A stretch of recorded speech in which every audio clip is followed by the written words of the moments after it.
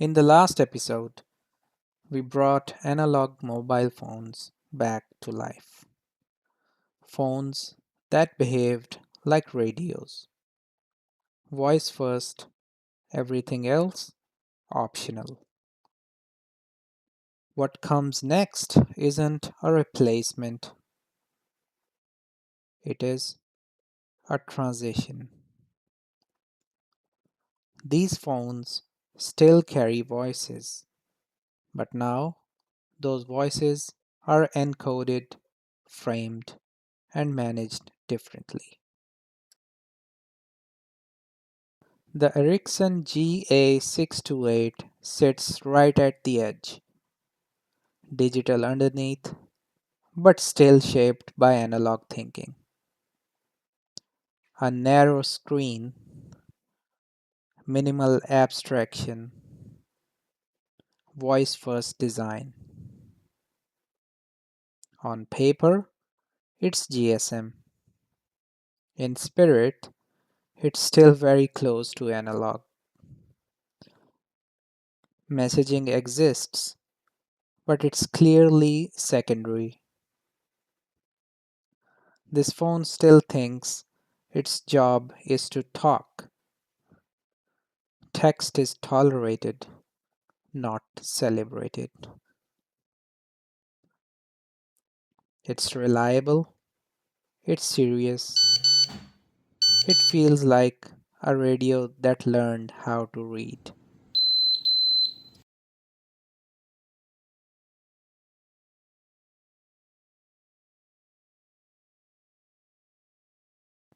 Now compare that to this, the Ericsson A1018s. The screen is bigger, the UI is friendlier, the phone feels personal. This is where GSM starts feeling like a communication device, not just a transmitter. That blinking light meant something. It meant reception, which was not always guaranteed.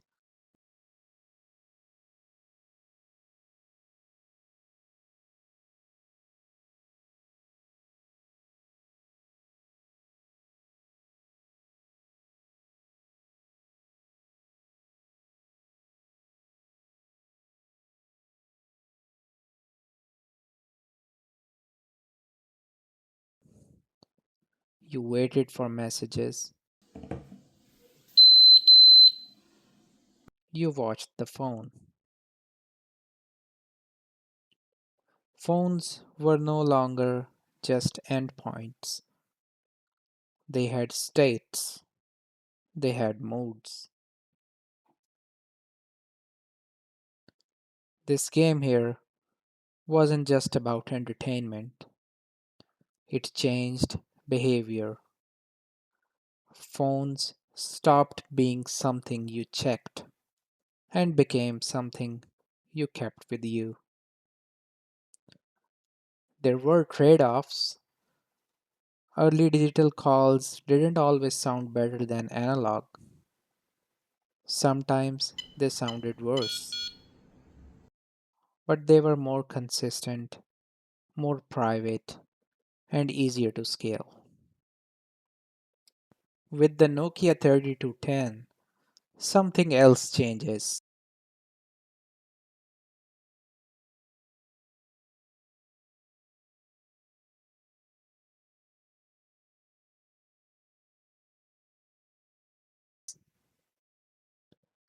The antenna disappears.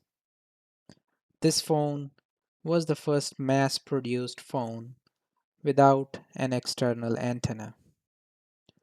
That wasn't just design, it was confidence. The phone becomes more personal. Calculator,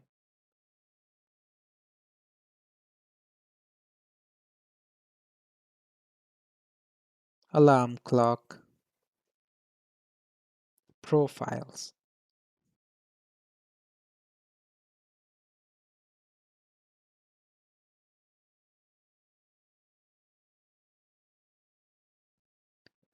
This wasn't just a device for calls anymore. Then comes the Nokia 3310. Reliable, predictable, always there. It wasn't about innovation, it was about dependability.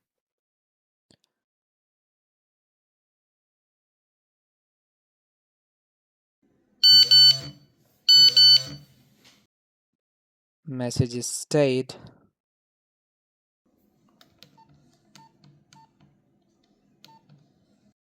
conversations began to live on the device.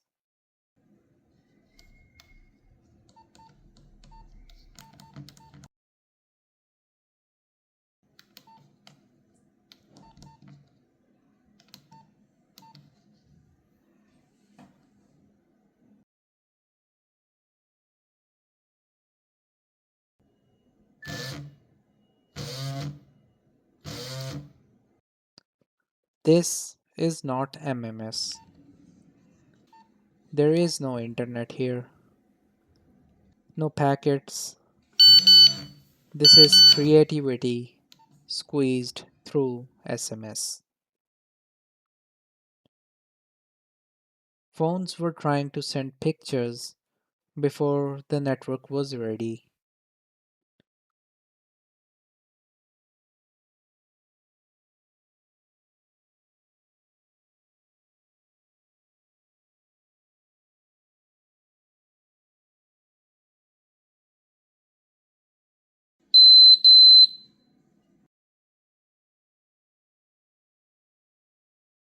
Older phones struggle, messages break, capabilities mismatch. This wasn't a failure, it was evolution in progress.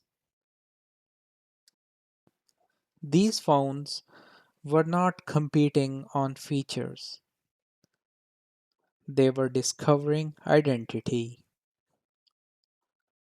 What should a phone be? A tool? A companion? Something personal? This was the moment phones stopped being shared objects and started becoming yours. They did not know the internet yet, but they were preparing for it. The next shift changes everything when messages stop pretending to be a text, when pictures become normal, when phones stop waiting and stay connected.